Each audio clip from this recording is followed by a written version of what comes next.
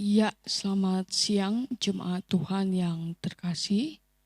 Mari sebelum kita memulai pendalaman Alkitab kita pada siang hari ini, mari kita bersatu dalam doa. Bapa kami dalam surga, kami mengucap syukur ya Tuhan untuk anugerah Tuhan yang boleh senantiasa kami terima. Bahwasannya kami percaya Tuhan yang selalu menyertai kehidupan kami. Kami boleh ada siang hari ini, itu semua karena anugerah yang Tuhan berikan bagi kami. Bapak, sebentar kami akan belajar akan kebenaran firman Tuhan. Biar kiranya apa yang boleh kami pelajari, ini boleh membuat kami semakin mengerti akan rencana dan maksud Tuhan dalam hidup kami. Berikan kami hikmat-Mu ya Tuhan, sehingga kami boleh mengerti dan memahami apa yang mau Tuhan sampaikan bagi kami, sehingga kami boleh benar-benar menangkap pesan Tuhan, dan hidup kami juga boleh berkenan di hadapan Tuhan, dan boleh menyenangkan hati Tuhan. Berkati hamba-Mu dengan segala keterbatasan yang ada ya Tuhan, biar kiranya setiap firman juga boleh menjadi berkat bagi setiap kami. Terima kasih ya Bapa, kami berdoa dan kami mengucap syukur. Dalam nama Tuhan Yesus kami berdoa. Amin. Ya, shalom jemaat Tuhan yang terkasih. Selamat siang ya. Nah, videonya dikirim siang hari gitu ya. Nah, mari jemaat Tuhan yang terkasih, siang hari ini kita akan melanjutkan pendalaman Alkitab kita yang terambil dari kitab Matius pasal yang ke-26 ayat yang ke-17 sampai ayat yang ke-35.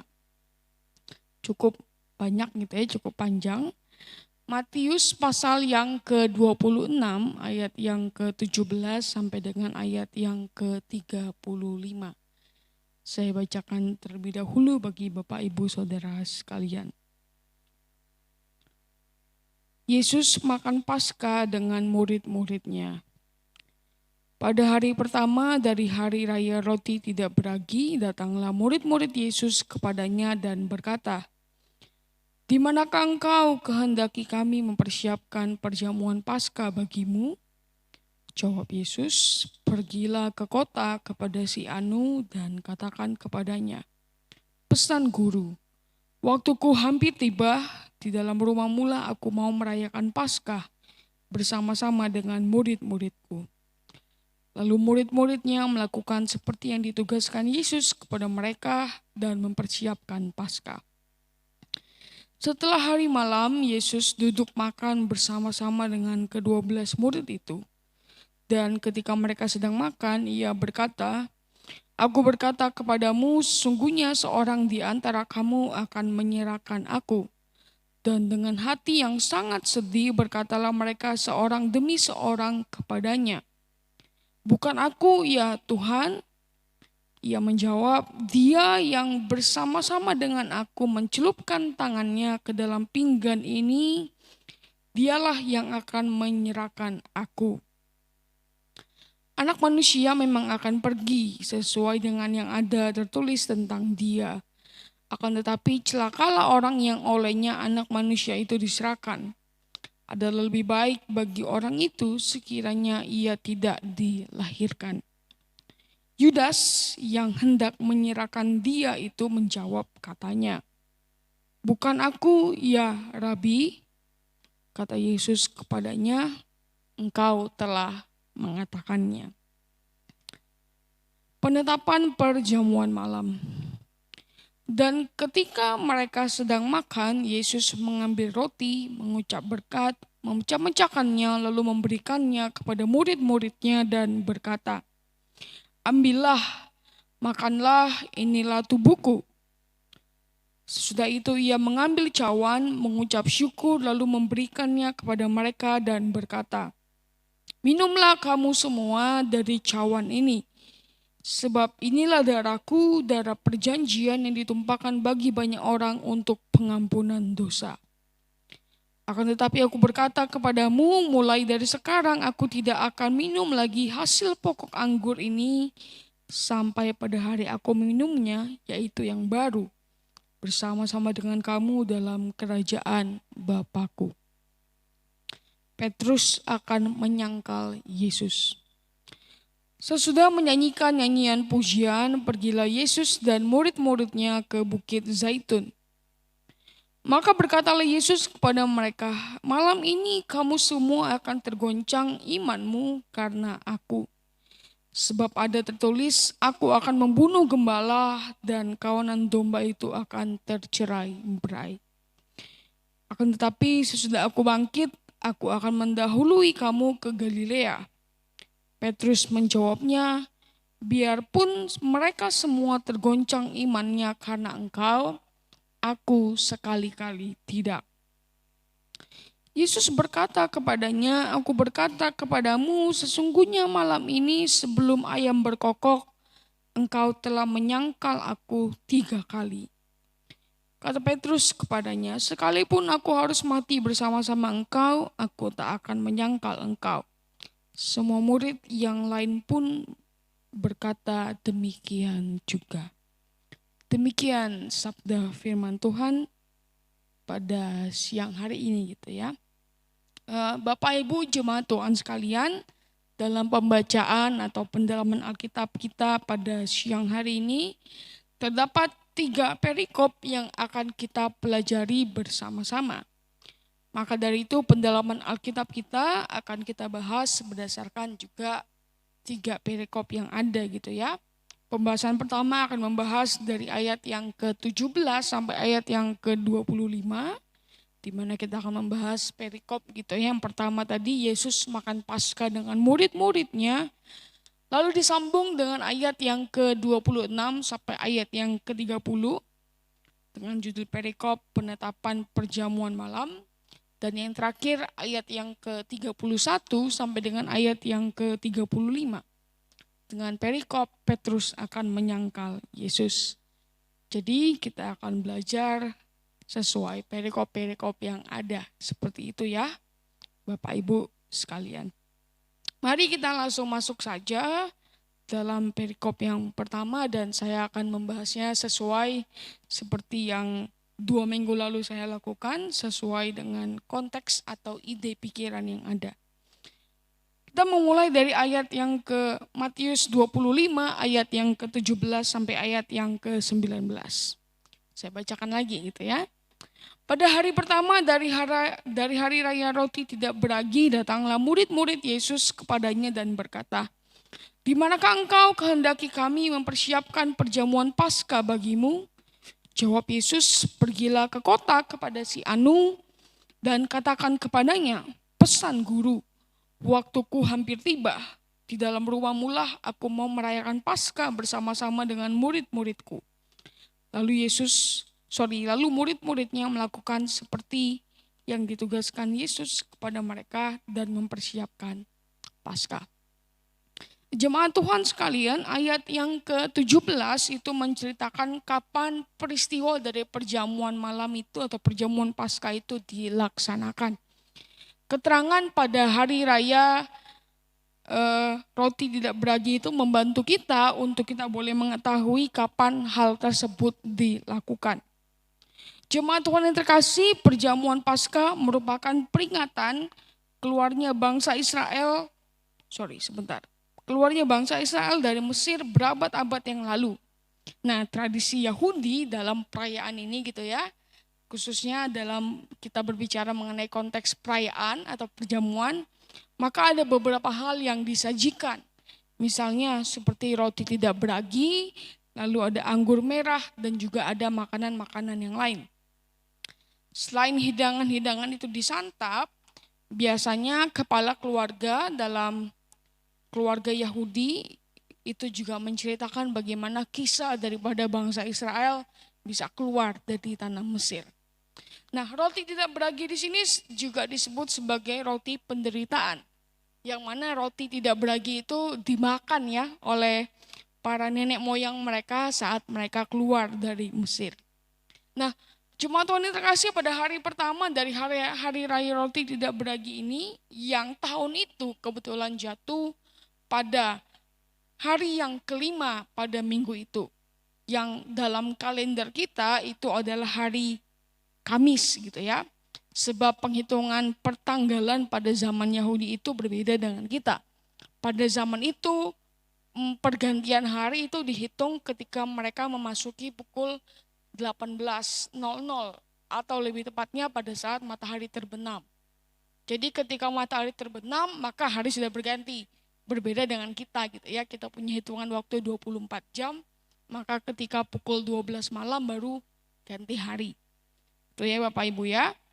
Nah, dikatakan selanjutnya di sana bahwa murid-murid Yesus bertanya, "Di manakah engkau ingin melakukan perjamuan Paskah?"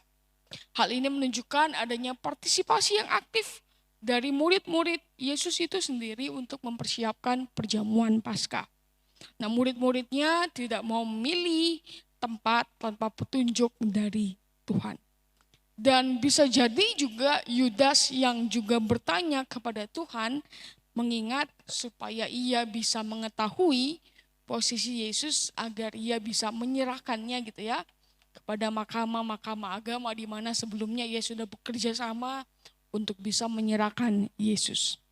Nah, dalam ayat yang ke-18 di sana Yesus pun juga memberikan petunjuk serta mengutus muridnya untuk pergi kepada seseorang yang tidak disebutkan namanya. Cuma disebutkan sebagai seorang yang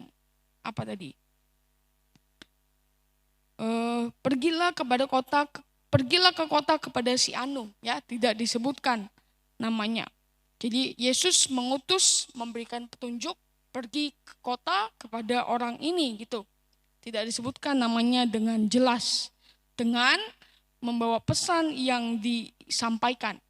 Nah, kalau kita melihat teks yang sama dalam Injil Lukas pasal yang ke-22 ayat yang ke-8, maka kita mendapati bahwa murid yang diutus itu hanya ada dua, yaitu Petrus dan juga Yohanes yang diminta Yesus untuk pergi bertemu dengan si Anu gitu ya. Dan dalam kitab Lukas pun kita juga bisa mengetahui bahwasannya si Anu itu adalah seorang yang membawa kendi yang berisi air, yang kemungkinan besar adalah seorang wanita. Kenapa bisa seperti itu? Karena pada umumnya pada masa itu wanitalah yang membawa kendi, sedangkan pria itu membawa tempat air yang terbuat dari kulit. Nah, terkait dengan pesan yang Yesus pesankan kepada murid-muridnya untuk disampaikan, perkataannya seperti waktuku hampir tiba, ya, yang artinya adalah kematiannya itu sendiri sebentar lagi akan terjadi. Nah, perkataan Yesus ini juga menandakan bahwa ia memahami dan menundukkan dirinya terhadap waktu yang telah Bapaknya siapkan untuk ia menjalani serangkaian penderitaannya. Sedangkan dalam ayat yang ke-19 itu merupakan kalimat keterangan gitu ya, di mana apa yang dilakukan oleh murid-muridnya. Mereka berhasil menemukan rumah dari si Anu gitu ya. Lalu mereka juga mempersiapkan perjamuan Paskah yang dibutuhkan gitu. Terus selanjutnya kita masuk dalam ayat yang ke-20 sampai dengan ayat yang ke-25. Setelah hari malam, Yesus duduk makan bersama-sama dengan ke-12 murid itu. Dan ketika mereka sedang makan, ia berkata, "Aku berkata kepadamu, sesungguhnya seorang di antara kamu akan menyerahkan aku." Dan dengan hati yang sangat sedih, berkatalah mereka seorang demi seorang kepadanya, "Bukan aku ya Tuhan?" Ia menjawab, "Dia yang bersama-sama dengan aku mencelupkan tangannya ke dalam pinggan ini, dialah yang akan menyerahkan aku. Anak manusia memang akan pergi sesuai dengan apa yang tertulis tentang dia. Akan tetapi celakalah orang yang olehnya anak manusia itu diserahkan. Adalah lebih baik bagi orang itu sekiranya ia tidak dilahirkan."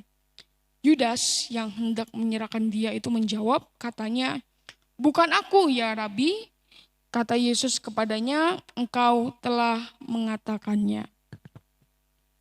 Selanjutnya jemaat Tuhan yang terkasih, kita mendapatkan gambaran gitu ya, bahwasannya setelah para murid selesai mempersiapkan segala sesuatu yang dibutuhkan gitu ya untuk perjamuan Paskah, maka Yesus pun datang untuk merayakan atau mengadakan perjamuan Paskah itu bersama-sama dengan semua muridnya, 12 muridnya gitu ya. Nah di sini Yesus juga bertindak sebagai sang kepala dari perjamuan itu sendiri. Ketika perjamuan itu berjalan, lalu di tengah-tengah acara tersebut, Yesus melontarkan satu pernyataan yang membuat semua orang yang ada di sana menjadi terkejut. Gitu ya, mungkin kecuali Yudas, karena Yudas sebenarnya tahu dia yang dituju gitu ya. Nah, seorang di antara kamu akan menyerahkan aku. Pemberitahuan yang secara terang-terangan oleh Kristus kepada murid-muridnya ini mengenai pengkhianatan yang akan terjadi di antara mereka gitu ya, sungguh membuat para murid itu menjadi sangat terkejut. Ayat selanjutnya merupakan respon dari murid-muridnya. Mereka sama-sama bingung, mereka terkejut, mereka sedih. Siapa kira-kira yang mau mengkhianati Tuhan? Jahatnya orang itu gitu ya. Akhirnya mereka menilik hati mereka masing-masing dan berkata kepada Tuhan satu demi satu, bukan aku ya Tuhan. Respon daripada murid-murid Yesus ini merupakan respon yang sebenarnya mereka sedang memikirkan bisa saja apa yang mereka perbuat itu merupakan tindakan pengkhianatan yang secara tidak langsung itu bisa terjadi gitu ya. Jadi murid-muridnya bukan malah curiga satu sama lain, oh siapa ini ya yang mengkhianati Tuhan. Tapi justru semua murid-murid itu bingung gitu. Lalu mereka menilik hati mereka bertanya, bukan aku ya Tuhan. Pertanyaan dari para murid ini mungkin karena mereka sedang memikirkan tindakan pengkhianatan yang tidak sengaja mereka buat gitu ya. Seperti yang sudah dikatakan sebelumnya. Mereka tidak mempertanyakan kepada sesama mereka kira-kira siapa yang telah melakukan hal tersebut. Tidak ada sama sekali di antara mereka yang menaruh curiga kepada satu sama lain. Bahkan Yudas gitu yang kita tahu dialah yang telah menyerahkan, yang telah mengkhianati Yesus. Itu menutupi jejaknya dengan sangat baik dalam ayatnya yang ke-25. Di mana ia juga bertanya pertanyaan yang sama. Nah di ayat yang ke-23 inilah Yesus memberikan sebuah petunjuk tentang siapakah murid yang mengkhianati dia. Ia menyebutkan bahwa orang yang mengkhianati dia adalah ia yang bersama-sama dengan Yesus itu mencelupkan jarinya ke dalam pinggan. Tetapi petunjuk yang Yesus berikan ini bukanlah satu petunjuk yang jelas gitu ya Bapak Ibu ya, kalau kita melihat ini enggak menunjuk kepada satu oknum tertentu gitu ya. Nah, jemaat Tuhan, kalau kita melihat kata-kata Yesus, seorang yang mencelupkan jarinya ke dalam pinggan. Nah, pinggan apa sih pinggan itu gitu ya? Nah, pada waktu itu biasanya makanan, karena konteksnya perjamuan gitu ya, makanan diletakkan ke dalam pinggan. Nah, pinggan itu sendiri merupakan sebuah piringan besar di mana semua orang dapat mengambil makanan dari tempat itu. Barulah makanan yang diambil dari pinggan itu ditaruh ke dalam piring mereka masing-masing. Nah, petunjuk yang dikatakan Yesus di sini bukan berarti secara harafiah memang bersama-sama ia dan Yudas gitu ya mencelupkan jarinya ke dalam pinggan. Bukan seperti itu. Namun melalui petunjuk yang dikatakannya, ia ingin menunjukkan bahwa pengkhianat itu adalah seorang teman akrab dia gitu ya, yang bersama-sama dengan semua murid yang ada. Jadi pada intinya Yesus ingin menyebutkan bahwa pengkhianatnya ada di antara kita sekalian. Jadi dia menyebutkan bahwasannya hal ini memperlihatkan betapa kotornya pengkhianatan tersebut. Betapa tidak, karena seorang yang mengkhianatinya itu berasal dari lingkup terdekatnya itu sendiri. Yaitu salah satu dari 12 muridnya yang hampir 3,5 tahun itu ikut bersama-sama dengan Tuhan. Mungkin tidur bareng sama Tuhan, jalan bareng sama Tuhan. Itulah ya jemaat Tuhan ya. Bahkan lingkup terdekat kita sendiri kita takut gitu ya. Nah, selanjutnya dalam melanjutkan perkataannya, Yesus dalam ayat yang ke-24 memberikan pernyataan yang merujuk kepada waktu kematiannya dan kesalahan dari sang pengkhianat itu sendiri. Dikatakan dalam bagian yang pertama bahwa anak manusia akan pergi sesuai dengan yang ada tertulis tentang dia. Ia menunjukkan kematiannya yang sesuai dengan nubuatan-nubuatan yang ditulis berabad-abad sebelumnya. Dan yang pasti adalah bahwa kematiannya itu sendiri merupakan kehendak dari Bapa. Yesus juga melanjutkan bahwasannya pernyataannya tentang kesalahan sang pengkhianat itu. Di sini apa yang dilakukan oleh sang pengkhianat atau Yudas merupakan satu kesalahan yang sangat amat fatal gitu ya.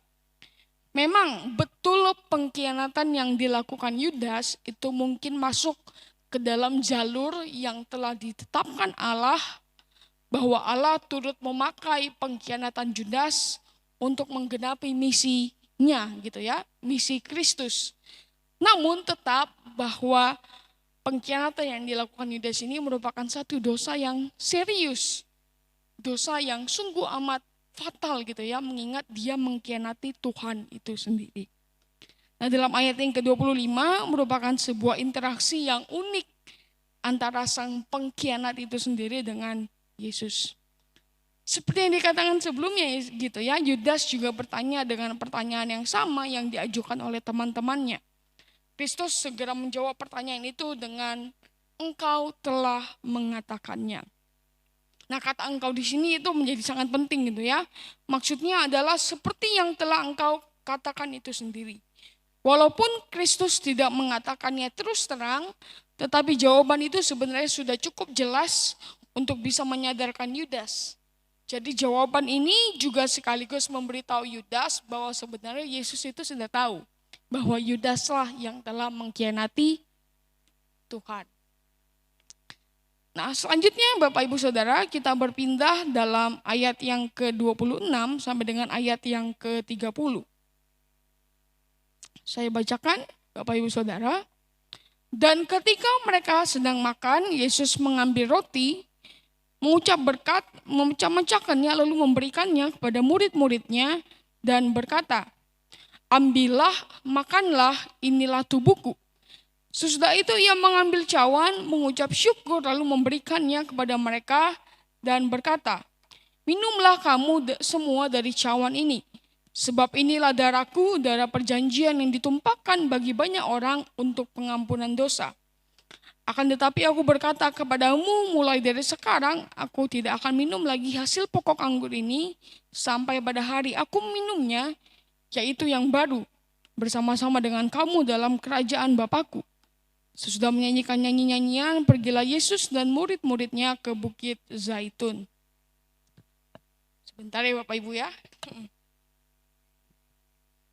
Nah, Bapak Ibu, selanjutnya dalam ayatnya yang ke-26, di sini masih dalam konteks yang sama, dalam konteks perjamuan gitu ya.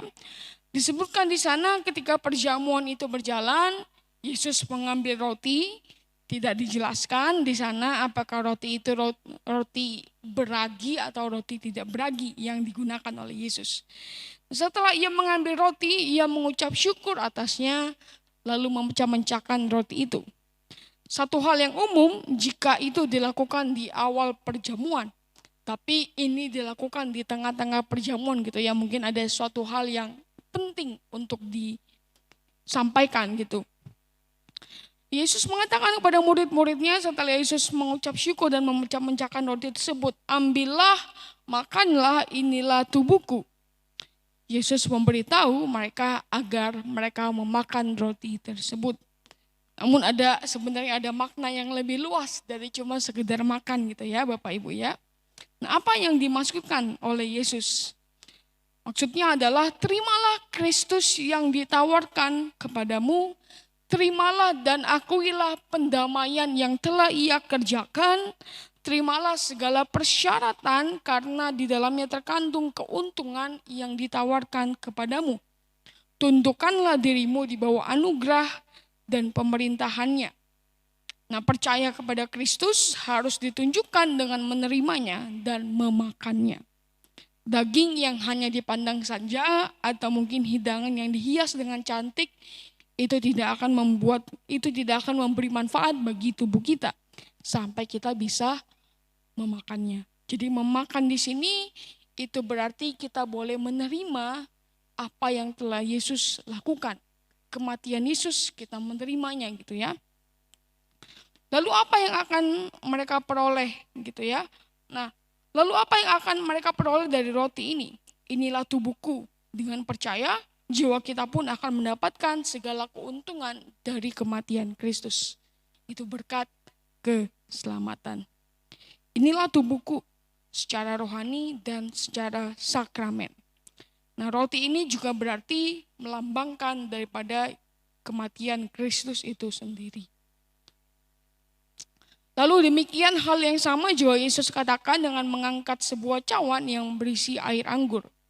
Yang menjadi penekanan dari perkataan Yesus ini adalah inilah darahku, darah perjanjian yang ditumpahkan bagi banyak orang untuk pengampunan dosa. Nah, jemaat Tuhan, ketika kita mendengar bahwa Yesus mengatakan darahnya sebagai darah perjanjian, maka itu membawa kita untuk kita kembali kepada satu konsep penting di dalam perjanjian lama. Di dalam perjanjian lama, berbagai covenant atau ikatan perjanjian yang dibuat antara Allah dengan umatnya, itu biasanya melibatkan percikan darah, di mana itu menjadi tanda pembersihan dari kecemaran, dan juga menguduskan umatnya untuk boleh layak gitu ya untuk melayani Tuhan. Nah, oleh sebab itu ketika Yesus menyebut darahnya sebagai darah perjanjian, maka Yesus sedang mengklaim bahwasannya melalui kematiannya ia juga akan menciptakan satu covenant yang baru, satu perjanjian yang baru.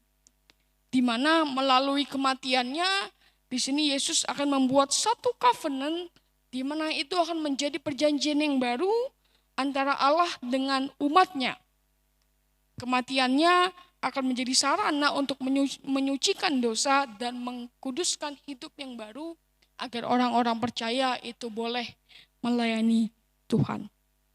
Dan covenant yang baru itu diperoleh dan disahkan oleh darah Kristus itu sendiri.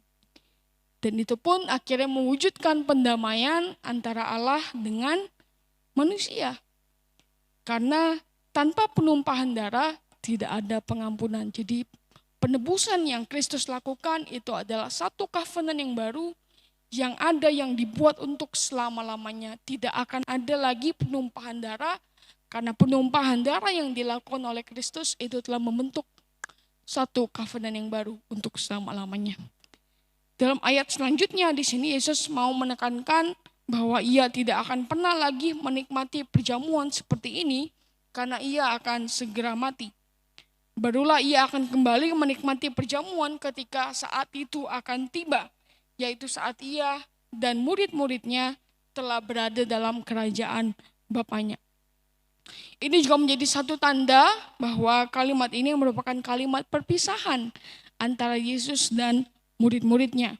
Tapi juga menjadi sebuah petunjuk di mana suatu saat nanti hal tersebut akan terjadi lagi. Memang perpisahan ini akan berlangsung lama, tapi tidak berarti selamanya. Nah, jemaat Tuhan, peristiwa perjamuan Paskah itu pun akhirnya ditutup dengan puji-pujian. Orang Yahudi pada masa itu biasanya menggunakan Mazmur 113 sampai Mazmur 118 untuk menaikkan puji-pujiannya gitu ya. Dan kemungkinan besar mereka pun juga menyanyikan Mazmur tersebut. Mazmur pasal 113 sampai 118. Nah, setelah mereka menyanyi, kemudian mereka pun pergi ke Bukit Zaitun. Kebetulan ada di sebelah timur kota Yerusalem. Nah, ada sebuah peraturan sebenarnya bagi orang-orang yang datang ke Yerusalem untuk merayakan Paskah gitu ya. Karena Yerusalem adalah pusat situs keagamaan orang Yahudi, maka banyak orang yang datang dari luar kota, datang ke Yerusalem untuk merayakan Paskah. Namun ada satu peraturan yang berkata bahwa setiap orang yang datang untuk merayakan Paskah di Yerusalem harus tinggal sepanjang malam di area perbatasan. Oleh sebab itu, Yesus dan murid-muridnya pergi ke Bukit Zaitun yang kebetulan juga berada di area perbatasan gitu, dekat di pinggir-pinggir kota gitulah istilahnya ya. Lalu ada juga penafsir yang menyebutkan bahwa dia tidak tinggal di rumah itu supaya dia tidak ditangkap di sana atau tidak membuat keributan yang ada di sana. Itulah mengapa dia pergi ke Bukit Zaitun. Nah, mari kita melanjutkan pembacaan kita dalam perikop yang terakhir. Ayat yang ke-31 sampai dengan ayat yang ke-35. Maka berkata Yesus kepada mereka, malam ini kamu semua akan tergoncang imanmu karena aku. Sebab ada tertulis, aku akan membunuh gembala dan kawanan domba itu akan tercerai-berai. Akan tetapi sesudah aku bangkit, aku akan mendahului kamu ke Galilea. Bapak Ibu, di sini tepat sekali sebelum Yesus menggumuli penderitaannya yang akan ia alami lebih dalam lagi gitu ya di Taman Getsemani, perikop setelah ini gitu ya. Nah, Yesus di sini memberikan semacam peringatan kepada para muridnya, sekalipun sekali lagi para murid tampaknya tidak begitu menyadari akan apa yang akan terjadi, apa yang akan menjadi peringatan dari Yesus itu sendiri. Di sini Yesus mengatakan dengan sangat keras bahwasannya malam ini juga para muridnya akan meninggalkan Yesus. Penangkapan Yesus di Taman Getsemani itu akan menjadi awal dari teror ketakutan yang dialami oleh para murid-muridnya sehingga mereka meninggalkan Yesus. Dan di sini Yesus juga sedang berbicara gitu ya mengenai penggenapan nubuatan dari kitab Zakaria, di mana nubuatan ini merujuk kepada kematian Yesus yang mengakibatkan murid-muridnya itu pergi, lari, ketakutan, meninggalkan Tuhan. Namun apa yang menjadi ucapan Yesus ini juga memiliki kalimat penghiburan di ayat selanjutnya. Bahwasannya dikatakan di sana bahwa sesudah ia dibangkitkan, maka ia akan bertemu dengan para murid-muridnya di Galilea. Ia akan pergi mendahului murid-muridnya di Galilea. Ini berarti bahwa ini merupakan sebuah kalimat penghiburan sekaligus janji Tuhan bahwa ia akan kembali memimpin mereka kembali. Ini juga menjadi bentuk perhatian dari seorang gembala yang penuh kasih sayang kepada domba-dombanya. Kita lanjutkan ayat yang ke-33 sampai ayat yang ke-35 yang terakhir. Petrus menjawabnya, biarpun mereka semua tergoncang imannya karena engkau, aku sekali-kali tidak. Yesus berkata kepadanya, aku berkata kepadamu sesungguhnya malam ini sebelum ayam berkokok, engkau telah menyangkal aku 3 kali. Kata Petrus kepadanya, sekalipun aku harus mati bersama-sama engkau, aku takkan menyangkal engkau. Semua murid yang lain pun berkata demikian juga. Selanjutnya jemaat Tuhan, setelah Yesus mengabarkan hal yang demikian, seperti biasa Petrus gitu ya, langsung merespon perkataan dari Yesus. Di sini Petrus ingin menunjukkan bahwa ia tidak akan pernah sekali-sekali meninggalkan Yesus. Ini juga bisa menjadi bukti dari cinta kasih Petrus kepada Tuhan, menjadi bukti kesetiaan Petrus kepada Tuhan. Akan tetapi, karena Petrus tidak mengetahui apa yang akan terjadi selanjutnya, jelas apa yang dikatakan Petrus ini hanyalah sebuah ucapan manis belaka gitu ya. Nah, Yesus pun dalam ayat selanjutnya memperingatkan Petrus akan apa yang telah dikatakannya itu. Yesus memberitahukan satu hal yang sangat penting di mana ini menjadi kontras dengan apa yang dikatakan Petrus. Bahwasannya dikatakan di sana bahwa engkau akan menyangkal aku sebanyak 3 kali sebelum ayam berkokok. Nah, Yesus memberitahu suatu hal yang penting di mana sekali lagi apa yang dikatakan Petrus itu kontras gitu ya dengan apa yang akan terjadi.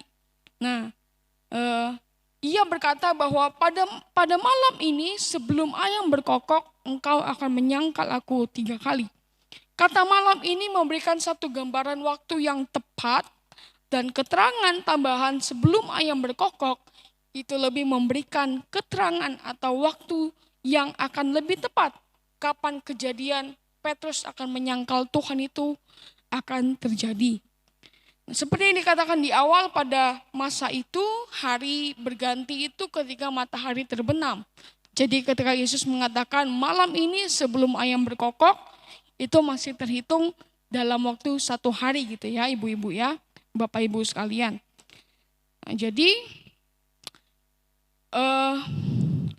ketika ayam berkokok itu merupakan 1 hari yang sama dengan waktu Yesus mengatakan hal ini kepada Petrus. Jadi dalam waktu beberapa jam saja, apa yang dikatakan Petrus itu murni hanya omong kosong.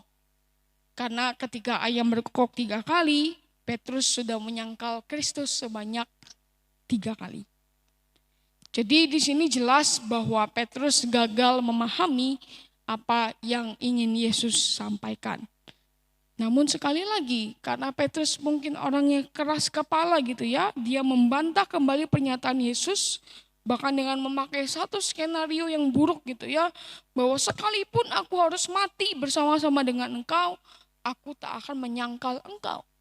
Demikian dengan murid-muridnya juga mengatakan hal yang seperti itu. Sulit memang untuk memahami hal-hal yang belum terjadi. Namun ketika situasi sulit itu menjadi nyata, maka segala ucapan Petrus dan murid-muridnya hanyalah menjadi sebuah ungkapan pemanis belaka. Ungkapan yang penuh dengan omong kosong. Karena semuanya akan lari dan meninggalkan Yesus sendirian menjalani serangkaian penderitaannya. Dan demikian pendalaman Alkitab kita hari ini.